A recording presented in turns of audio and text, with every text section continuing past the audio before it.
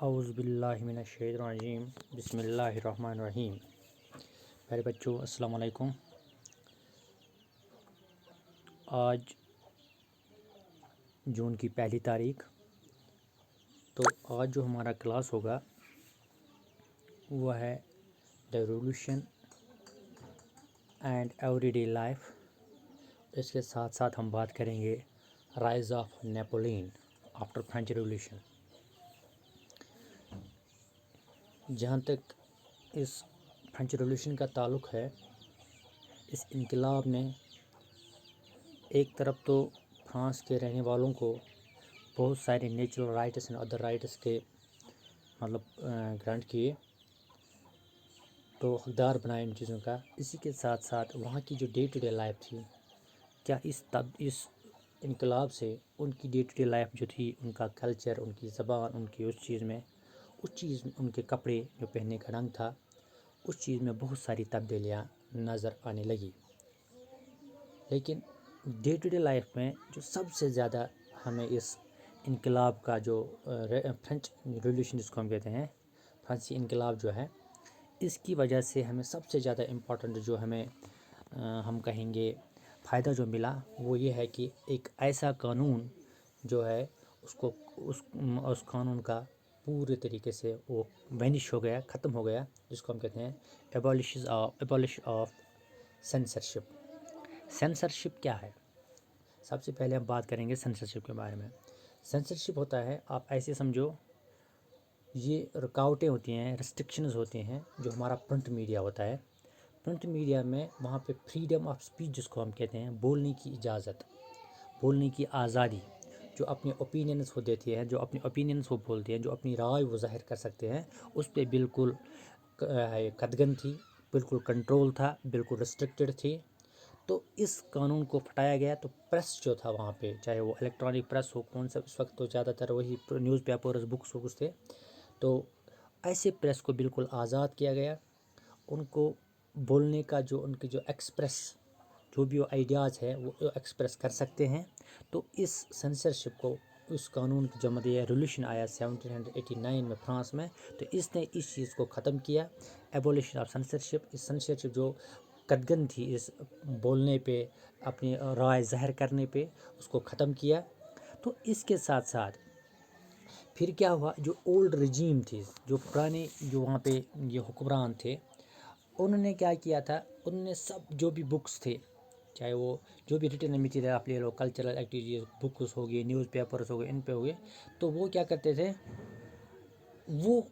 تبھی پرنٹ کیے جاتے تھے یا تبھی وہ سرکولیٹ کیے جاتے تھے جب ان کو پرانے حکمران جو ہے ان کی طرف سے اجازت ملتی تھی۔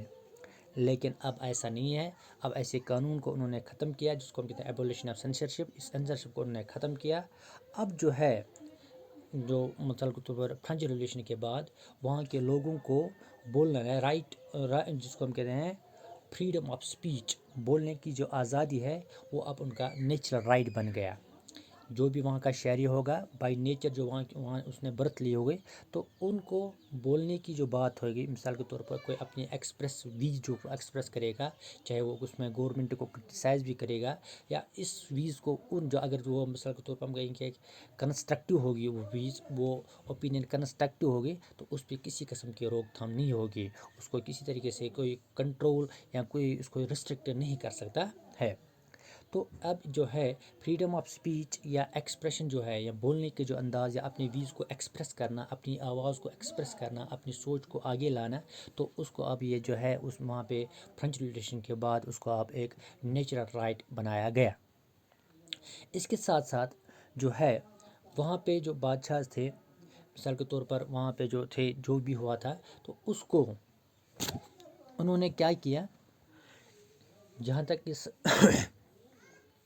فرینچ ریولیوشن کا تعلق ہے، تو اس نے اس سینسرشپ کے ذریعے وہاں پہ جو لوگ تھے، لوگوں میں مثال کے طور پر وہ بکس، پمپلیٹس اپنی رائے دینے کا وہ تو وہ ایسے فلڈس میں جب یہ سینسرشپ ختم کیا گیا تو ایسے آئیڈیاز جو ہے یہ ایسے شیئر ہو گئے کہ فرانس میں تو فلڈ جب ایسے سمجھو کہ جیسے سیلاب کی صورت میں وہ کتابیں، وہ پمپلیٹس، آئیڈیاز، نیوز پیپرس پھر مطلب کیا سرکولیٹ ہونے لگے فرانس کیا میں فرانس شہر میں تو پرنٹ ہوتے جا رہے تھے، تو پھر گاؤں جو ہے فرانس کے ان تک پہنچائے جاتے تھے۔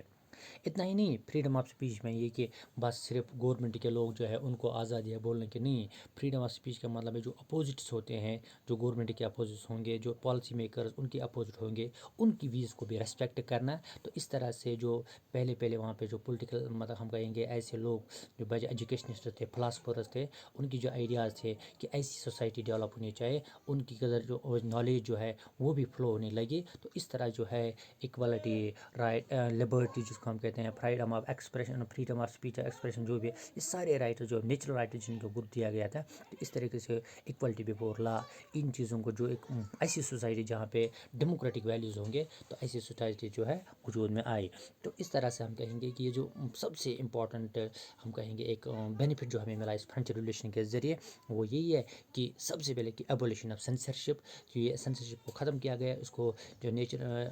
Freedom right to freedom of speech جو ہے اس کو ایک نیچرل رائٹ وہاں پہ بنایا گیا، تو یہ اس فرینچ ریولیوشن کا سب سے زیادہ فائدہ مند پوائنٹ رہا۔ لیکن اس کے ساتھ ساتھ پھر کیا ہوا کہ جو نیپولین تھا، تو نیپولین اس کے ساتھ ساتھ جو مطلب یہ ہوئے اس کے، تو اب جو ہے اس کے ساتھ ساتھ نیپولین جو یورپ میں مطلب اسی فرانس میں وہ ابھر گیا ہے، تو اس نے اپنے آپ کو فرانس کا بادشاہ مطلب اس نے crowned as himself emperor of France, یعنی اس نے فرانس کو اپنے آپ کو فرانس کا بادشاہ بنایا تو 1804 میں۔ تو اس طرح سے اس نے پھر کیا کیا، اس نے جو یہ آئیڈیاز تھی، جو فرینچ ریولیوشن کے بعد جو چینجز آئی تھی فرانس سوسائٹی، جس میں یہ لبرٹی، رائٹ ٹو فریڈم یا رائٹ ٹو لبرٹی جس کو ہم کہتے ہیں، یا اسی طریقے سے right to freedom of speech جس کو ہم کہتے ہیں، یا اور بھی رائٹ ایکوالٹی جو یہ رائٹس تھے، تو ان چیزوں کو اس نے کیا کیا، اس نے ان چیزوں کو اب مثال کے طور پر جو فرانس کے ہمسایہ ملک تھے ان تک پہنچانے کی کوشش کی، اور وہاں پہ جو ڈائناسٹک رولز تھے ان کو ختم کرنے کی کوشش کی، تاکہ ان تک جو ہے یہ مثال کے طور پر یہ ڈیموکریٹک ویلیوز جو تھے، یا یہ جو ویلیوز فرینچ ریولیوشن کے بعد وہ جو لوگوں کے جو حقوق تھے ان کو دوسروں جگہوں پر، دوسرے ملک جو یورپ سے ان تک پہنچانے کی کوشش کی۔ تو پہلے کیا کرتے تھے کہ نیپولین کو، تو نیپولین نے کہا کہ میں ایک ماڈرنائزر ہوں، جو ایک مطلب جو دوسری سوسائٹیز، جو باقی سوسائٹیز ہیں ان کو ہم کیا کریں گے، تو ان کو ہم مثال کے طور جس طرح سے فرانس میں انقلاب آیا، چینجز آئے، اسی طریقے سے ہم اپنے ہمسایہ ملکوں میں بھی چینجز لائیں گے، تاکہ ہم یہ پوائنٹ سے ان کو دوسرے ملکوں تک پہنچائیں گے۔ تو باقی لوگ جو ہے دوسرے ہمسایہ ملک جو یورپ میں، فرانس کے ہمسایہ ملک جو یورپ میں تھے تو ان تک ان آئیڈیاز کو پہنچایا جائے۔ تو اس طریقے سے اس نے کیا کہا کہ انٹروڈیوس مینی لاز، اس نے کیا پروٹیکشن آف پرائیویٹ پراپرٹی، اس نے ایک لا کہ رائٹ پراپرٹی، اب یہ بھی ایک مطلب قانون بن گیا وہاں پہ۔ تو اس طریقے سے اور بھی بہت کچھ نہیں لایا، تو اس نے ایک اور سسٹم جو وہاں پہ تھے، وہاں پہ ہر ایک جو میجرمنٹ کا سسٹم تھا، ویئنگ اینڈ میجرمنٹ سسٹم وہاں پہ تھا، وہ ہر ملک میں چینج ہوتا جا رہا تھا، تو اس کو یونیورسلائز کیا تاکہ ہر جگہ ایک ہی سسٹم چلے۔ اس کے علاوہ نیپولین کو پہلے جو یورپین لوگ تھے، باقی جو لوگ تھے وہاں پہ مثال کے دوسرے ملکوں کے جو لوگ تھے، تو وہ اس کو یہ سمجھ رہے تھے کہ لبرٹر مطلب کہ یہ ہمیں آزاد کرے گا ان بادشاہوں ان چنگلوں سے، جو ہمیں پہ ظلم ڈھائے جا رہے ہیں، ان سے ہمیں یہ آزاد کرائے گا۔ لیکن اس کے بعد جو کیا ہوا کہ وہاں پہ نیپولین جو ہے جس جگہ وہ بادشاہ کو ختم کرتا جا رہا تھا، تو وہاں پہ اپنی آرمیز کو وہ رکھتا تھا۔ تو اس طریقے سے لوگوں کو یہ بھی لگا کہ یہ ٹھیک ہے کہ یہ ایک طرح سے ہمیں ماڈرنائز کر رہا ہے، لیکن دوسری طرح سے یہ قبضہ بھی کر رہا تھا، اس کے امبیشن جو ہے وہ سارے یورپ پہ چلے جا رہے ہیں۔ پھر فائنلی بیٹر آف واٹر لو جو ہے 1815 میں اس کو وہاں پہ ہرایا گیا، تو جو ہے ماڈرن لاز، لیکن تب بھی جو ایک کنسیپٹ لے کے گیا تھا وہ نیپولین ان دوسرے ملکوں کے ہمسایہ ملکوں کے، فرانس کے ہمسایہ ملکوں میں، تو ان کا اثر لوگوں پہ بہت دیر تک رہا۔ تو اس طریقے سے جو فرینچ ریولیوشن کی لیگیسی ہے، جو اس کی سب سے امپورٹنٹ تھنگ تھی وہ کہ یہ جو نیچرل رائٹس تھے، جس میں لبرٹی تھی، جیسے فریڈم آف ایکسپریشن تھا، ایکوالٹی تھی، اب رائٹ ٹو پراپرٹی بھی بن گیا، تو ان چیزوں نے بہت سارے لوگوں کو ایڈمائر کیا ہے کہ ایسا ہوتا ہے۔ تو یہ فرینچ ریولیوشن جو ہے اس نے تمام فیڈرل سسٹمز کو ختم کر کے ان چیزوں سے لوگوں کو جو ہے بہت فائدہ پہنچایا۔ تو یہ تھا فرینچ ریولیوشن کا، تو اس جہاں تک اس نیپولین کی آئیڈیاز یا فرینچ ریولیوشن کے یہ جو آئیڈیاز تھے جس میں فریڈم آف اسپیچ ہے، ان سے ہندوستان کے بھی کچھ مطلب ہم کہیں گے ایجوکیشن جو ہے، یا اس وقت کے سوشل ورکر جو اس وقت کے تھے سب سے بڑے، تو راجا رام موہن رائے تھا، ٹیپو سلطان تھا، وہ بھی ان چیزوں سے بہت متاثر تھا۔ یہ تھا آج ہمارا ٹاپک جو اس فرینچ ریولیوشن کا آخری ٹاپک تھا۔ اس طریقے سے جو فرینچ ریولیوشن ہے، یہ چیپٹر جو ہے ہم نے اختتام کیا۔ اب جو ہمارا نیکسٹ چیپٹر ہوگا وہ ہوگا انشاءاللہ socialism in Europe and the Russian revolution, جو ہمارا دوسرا چیپٹر ہے، ہم اس کے بارے میں ٹاپک ڈسکس کریں گے ون بائی ون۔ تو آنے والے ٹائم میں انشاءاللہ ہم اس کو